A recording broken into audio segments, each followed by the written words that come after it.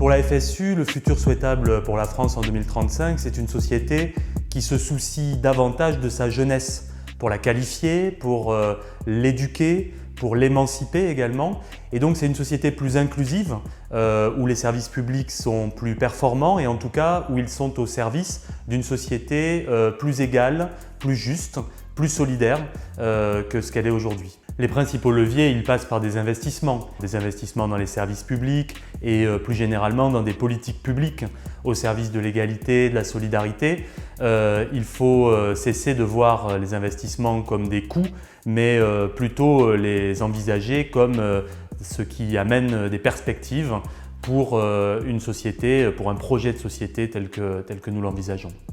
Les obstacles, ce sont des obstacles essentiellement idéologiques, c'est-à-dire qu'une société où des services publics plus importants se développent au bénéfice des solidarités et de la justice sociale, c'est un choix politique. Et donc il faut valoriser ce choix et combattre cette idée selon laquelle ces investissements seraient un coût et non une chance.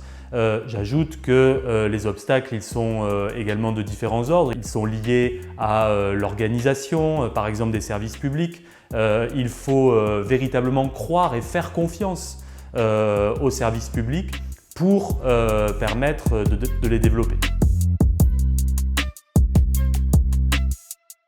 Le CESE fabrique du consensus qui n'est pas un consensus mou, qui est au contraire un consensus qui permet d'agir et qui permet de voir les voies de passage, qui permet de voir ce qu'il est possible de faire et ce qu'il est possible de faire vraiment sur le long terme.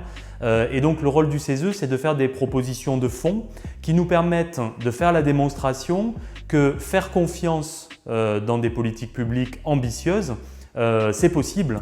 Faire confiance dans la jeunesse, faire confiance dans l'éducation, faire confiance dans les services publics, c'est ça qu'il faut se redonner comme perspective et le CESE a un très grand rôle à jouer dans cela.